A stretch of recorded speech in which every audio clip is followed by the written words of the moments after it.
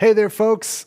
Well, choosing a platform to sell your products is one of the first decisions you will ever make as an entrepreneur. And even though you can choose to switch to another one or, hey, even add more on later, that first choice between a marketplace or a standalone store can really set the pace for your online business, which is why, to help you decide, we're going to settle it once and for all with a battle royale. In the orange corner is a titan of Etsy and a marketplace expert, the one and only Jay Souza. Jay runs a popular Facebook group and YouTube channel where he helps people all over the world find success with Etsy. And in the green corner, the original POD ninja himself, and of course, the Shopify guru, Joe Robert. With over 87,000 subscribers and 4 million views, plus the largest Facebook group of POD merchants in the world, Joe is no stranger to what it takes to build a successful brand. Gentlemen, ready? Are we feeling limbered up for this? We're feeling good. All right, I want a clean fight. Keep the knives, the shivs away. Let's just stick to the facts, people. All right, here's how we get started. Of course, if you guys want to participate, please make sure you do that in the chat as well. We're counting on you to tell us who won this round, because I'm sure these two will probably think they did one way or another. So let's get started with round one. All right, Joe, so why do you think a standalone store is a better option, say on Shopify, for example, than someone who already has a niche in mind and wants to go to Etsy? Sure. I think it's clear that Jay and I have our own experience, our own opinions, our own preferences. My preference is based on where I started. I started my first store in 2016 on Shopify. But at this point, like you said, I have a Facebook group and there's a lot of people there. I've also had the pleasure at this point to do about 1,000 Zoom calls with people building print-on-demand stores. Some of the biggest things that I hear people talk about is some of the things that we all heard about today. We heard situations where you're trying to stand out amongst 10,000 other sellers. We heard about situations where a 2-star review could derail your search results. So that leads me to rely on something different, right? Mm-hmm. I would like to take complete control of the marketing with a print-on-demand store. At this point, there was a study by Forbes. It said that over 73% of businesses are using social media to reach new customers, to grow their brands. We also heard today someone talking about Gen Z sort of growing up. They do their research. They follow their brand. That means that they're investing time in the social media aspect of which brand they want to shop with. To me, I don't want to build a business that is based on search results. Talish, I'm going to give you a quick little dig real quick. Come on, man. I'm not even part of this. Hopefully we'll still be friends after. But you made a YouTube video on the Printify channel a little bit ago, maybe 11 days or so. And you opened the video and you said, it was a great video, by the way. Thank you. You opened it and you said you could have the best design. This is not an exact quote, but you said you could have the best designs in the world on the best products, but if you don't list them correctly with the right titles, all of that work could be for nothing. So for me, if that's as simple as it can be to derail my business, I'm going to try to do something else, and that is building a brand and using the power of social media to grow it. I'm going to sit over here a little bit, and no, I'm just kidding. No, don't get too comfortable. If you're going to razz me too, this debate is over, all right? I'm the winner. Really solid points there, Joe, but Jay, I want to give you a chance to respond. Do you think that a crowded environment like Etsy is too high of a barrier for anyone to find success? I don't at all. It's a platform literally full of buyers. Like as of the second quarter, 96 million buyers. We're not talking about people that you're marketing to. We're talking about people with the intention to purchase. Mm-hmm. So for me, a marketplace like Etsy is like having your own shop in a shopping mall. People are there with credit cards ready to swipe. Right. You know what I mean? But I do have to say that to Joe's earlier point about what you were saying is like, it comes down to the artwork, I think. Like you need a killer design. Right, yeah. Then you just need the SEO to get your listing in front of the right people. But on Etsy, when you have a new listing, as long as that first photo is looking well and it's well put together, Etsy gives you a boost in the algorithm. So like you have a shot with nothing but your 20-cent investment to get seen and get found and make sales. Fair enough. Okay. I know I can feel Joe buzzing to respond. I was going to say something, but yeah, but we're going to take it to the next round. Like I said, we're going to keep it a fair fight. So let us know in the chat who you think won that round. But let's move on to marketing here, folks. So Joe, what kind of benefits would you say a Shopify store offers when it comes to marketing your products? Sure. I think ultimately it comes down to the built-in buyer comment. I think that there's plenty of built-in buyers out there on social media. At this point, there's 2 billion people that use Facebook on a daily basis. There's 500 million people that use Instagram on a daily basis and 400 million people that use Pinterest on a daily basis. And according to Forbes, in that same study, they said that over 80% of people responded and admitted to buying something on social media in the past. There are your built-in buyers, right? Shopify is going to have a robust system of reporting, analytics. You can actually link a Facebook or a Meta ad account if we're actually making the switch and calling it that. I still call it a Facebook ad account. But you can link that to your store and you can get tremendous insights to what you're looking at. There's also tons of really awesome tools inside of Shopify. Some are free, some are paid. I know Jay's going to say Etsy has them for free. Well, Shopify has some free ones, and so do some other standalone options as well. My point is there are tools there, and ultimately learning the social media marketing aspect is, in my opinion, not any harder than learning Etsy SEO. What do you think, Jay? Mark, he's right about the analytics. How far does that take you on Etsy? Well, I think what he was saying about the social media platforms where people are making purchases, how many of those are repeat purchases? To me, the social media channels are like a massive highway, right? Where you're trying to get somebody with a standalone kind of thing to first get their attention, to interrupt what they're doing, then to get them to pull into your luxury dealership. And then you have, other things like salespeople that are trying to actually push the product on the person. With Etsy, on the other hand, people are in there ready to buy. There's a difference between, the traffic versus the intention, right?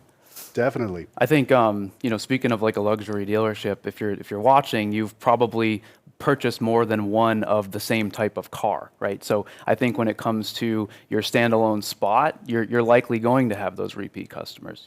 I've had situations with stores where the social media page is the vehicle to bring them back. We even heard a lot today from some of the people that are selling on Etsy talking about the power of social media to generate repeat customers. So, Jay, I love you. I've had a great time here at Amplified with you, but I think you're wrong about that. I think there's a tremendous potential for repeat customers with a brand. How many people are going to the malls every day or weekly versus how many luxury vehicles are you buying in a lifetime? Sure. I mean, I have a Toyota. My wife has a Toyota. I had a Toyota before I have my Toyota that I have right now. So I think it's not about the luxury, but it's just about that brand connection. Fair enough. Let us know in the chat. These guys are busting, but we still got more to go. Who do you think won that round when it comes to marketing a standalone store or a marketplace? But let's talk about branding, because at a certain point, people do want to grow their presence and be recognized for more than just their designs. They like the community, they want the story. I want to ask you, Joe, would you say that putting in a lot of time and a lot of effort and a lot of money to get that following, that traffic to your stores is a limitation for a standalone store? I don't, because I think the question's really, are we talking about get rich for free and instantly, or are we talking about building a business, right? I think ultimately either option have a time element behind it. If you're someone that's going to sell in a marketplace, your time's going to be spent creating designs. We already heard today again of all the different holidays, right? Imagine a situation where every 6 weeks you're relaunching your entire product line. That's ultimately what the most successful Etsy sellers are doing, and we heard some of that today. I think ultimately if you're going to be building a brand on a standalone site, what I would walk you through is to try to create a store that has a very small and exclusive product catalog. Choose like 2 or 3 different products and build your site and have like 8 designs on it, and then get to work growing your social media pages. You can start for free with that. Yes, ads are going to be a tremendous way to scale your brand, but ultimately you can just spend your time on social media. You can do giveaways. You could even become the face of your brand. We heard people talking about choosing a niche you love, right? Let's say that you love fitness and you have a fitness print-on-demand store. Well, why don't you start wearing your products to the gym and posting about it on your social media page for your store, right? Like, get involved and spend your time in that way. I don't think it's a limitation. I think ultimately it's an advantage because long term you're going to have assets. That time is going to give you an ROI. If you put 6 months of time into an Etsy shop or a Redbubble shop or whatever it is, you're after 6 months going to have a marketplace shop. 6 months of a brand, you're going to have an asset. That's a website, that's an email list, that's a social media page with followers that ultimately could be sold. I have sold print-on-demand stores in the past. I'm not saying everybody here has to do that, but you have an asset. And that is something that I think is a tremendous value for the brand-based side. That's got to be a great feeling when you sell that afterwards, when you know. Yeah. Then it's on to the next one. Yeah, fair enough. Jay, what about you? Do you think building a community is only something that's limited to a standalone store, or is there room for that on Etsy? I think on Etsy, there's an inherent trust level when you hear the word Etsy, right? People know it, they trust it, so you're kind of giving yourself a leg up that way. With the community end of it, I mean, I have a Facebook POD group just geared to Etsy and print on demand. And one of the biggest gripes in that group is people who have tried the Shopify thing and literally blown thousands and thousands of dollars on ads because they weren't, exactly a listing that wasn't really put together properly, right?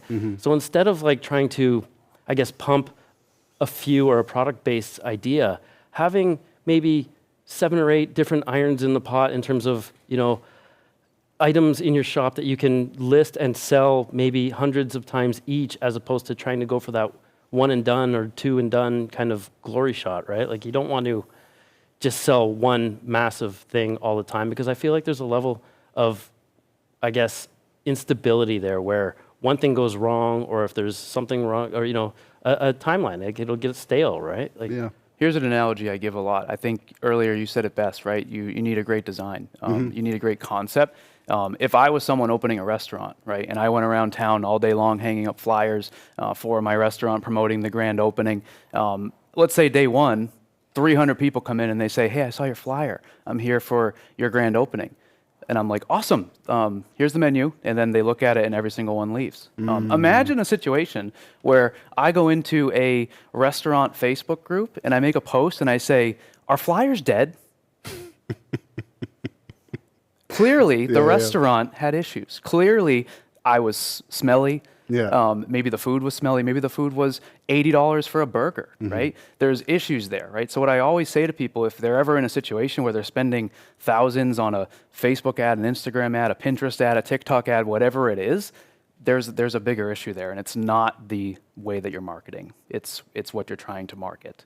At the end of the day, if the menu's terrible, the menu's terrible no matter how much money you push behind it, right? And at the same time, if the menu's great, get it off the marketplace and build your own restaurant, right? And then scale that restaurant, get those repeat customers coming back for that $80 burger every day, and that's ultimately going to be an asset for you. I would say you could train your customer. If the menu's great, you don't need to be advertising as much or as heavily all the time. You can let off the gas a bit because your customers are going to tell their friends and their neighbors and invite them back. I'm going to ring the bell on this round, but we had a lot of solid points there. I'm torn on this round as well. Let us know in the chat, who do you think won when it comes to creating a community, whether it's a marketplace or a standalone store? Now, I want to move on to the thing that I think concerns a lot of people, whether they start their store on a marketplace or if it's a standalone, is their products and their pricing. Joe, in your opinion, does Etsy make it a lot easier for new sellers who especially need to focus on having those winning products as opposed to doing that on a standalone store? Sure. I mean, yeah, it's way easier on Etsy. That's a given. But we're ultimately here talking about what's the best strategy, right? We're not looking for the easy strategy, in my opinion. If uploading 200 designs to Etsy, like for example, as a marketplace, was a great strategy, then we would all still spend our time doing the same thing with places like Redbubble or Teespring and Cafe Press and all these other platforms that have existed over the years, and no shade to them or anything, but they're not here anymore. If we were doing Amplified 4 years ago, whoever was sitting there would be from a different platform, and someone over here would be arguing about brands. This is a timeless strategy. In the year 2019, there was less than 2 million Etsy shops. That number's over 6 million now. I mean, you guys have all but confirmed that Amplified is going to be back next year. I would be curious to know next year what that number will be, and we'll compare. We'll see the growth, and I would be curious, long term, what's going to be the next platform. So I think ultimately, yes, it is easier, but at the same time, I don't think it's a timeless strategy. Yeah, so what I'm hearing is it's like the same amount of effort, but it's spent in different ways. But what do you say to that, Jay? I mean, when it comes to fees and pricing, what is there to consider between Shopify and Etsy? Well, I mean, literally the fees, it's 20 cents a listing on Etsy, and that listing is good for 4 months. I mean, you're talking a nickel a month. You can list 200, it's still not going to cost you much more than, $80 or under $100. It's a thing where with trying to get somebody to pull off that highway into that dealership, you have to pump money into it just to get off the ground. There's the monthly fees. Yes, there's free trials. There's the add-on apps that that drive like scarcity and urgency. Right. Yes, they're free trials. There are some built in. Etsy, it's all free. That's all included. On the marketplace or on the standalone, you're going to end up having all those fees creep up. So that's there's a level where you have to kind of keep pushing and pushing in order to not have those impending fees catch you. Right? And I think with Etsy, to the whole point is that it's easier and there's not the pressure of time. If you're stuck in your 9 to 5 and you want to build something on the side and eventually build it into something where you can leave that comfortable rut, I call it. Everyone's heard of the comfortable groove, but a comfortable rut is when you're stuck in there and it's almost too much work to get out of that rut that you just keep rolling with the punches, right? That's a terrible situation to be. I think if you can plug away at it, you're kind of like backfilling with a bit of sand to get you out of that groove, right? Yeah. And you can build it at your own pace. And when you're ready, you can make the switch. A big part of what people used to sell, whether it's a Shopify store, or one thing that we advise is to try to drive urgency, try to drive scarcity. And I know that perhaps it's easier to do on a standalone store than it would be on a marketplace. But what do you say, Joe? I mean, is that, I guess, one of the reasons why you might want to consider a standalone store as opposed to a marketplace because it's more easier, or? I think ultimately, whenever you're selling anything, right, you need to have scarcity, you need to have urgency.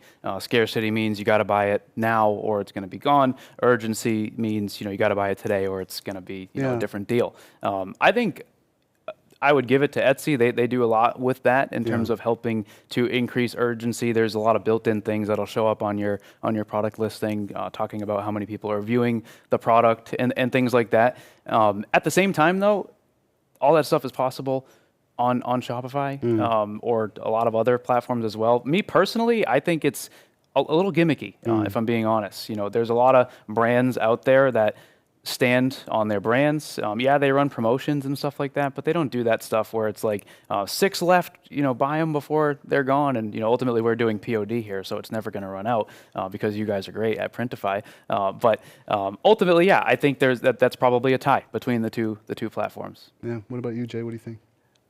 I would agree. I mean, the only difference with Shopify, though, is the flexibility. So you have to throw the bone that way for sure, because yes, there are fees associated with a lot of stuff, but you can literally build it entirely how you want, right? You're making a custom puzzle. You're not building within the confines. But that takes me back to Etsy in terms of ease that way, because there are the confines. It's like a color by numbers book, but you just have to stay within the lines.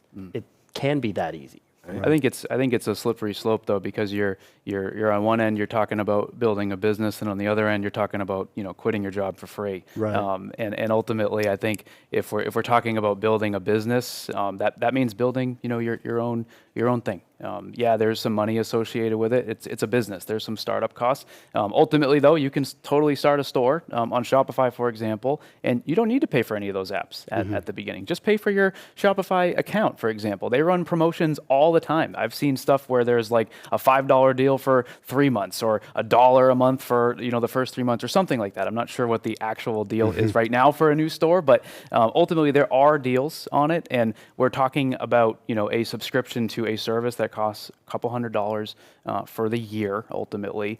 And this might be an unpopular opinion, but if that is going to break the bank, then perhaps starting a business isn't right for you at the moment.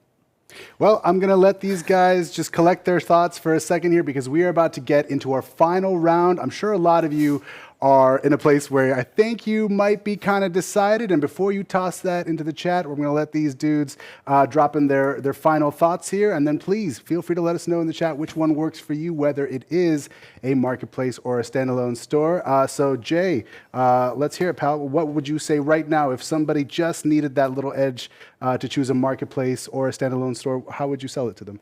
I would say just take action. Pick one, go for it, because you're only really losing if you don't actually take any action or even try, right?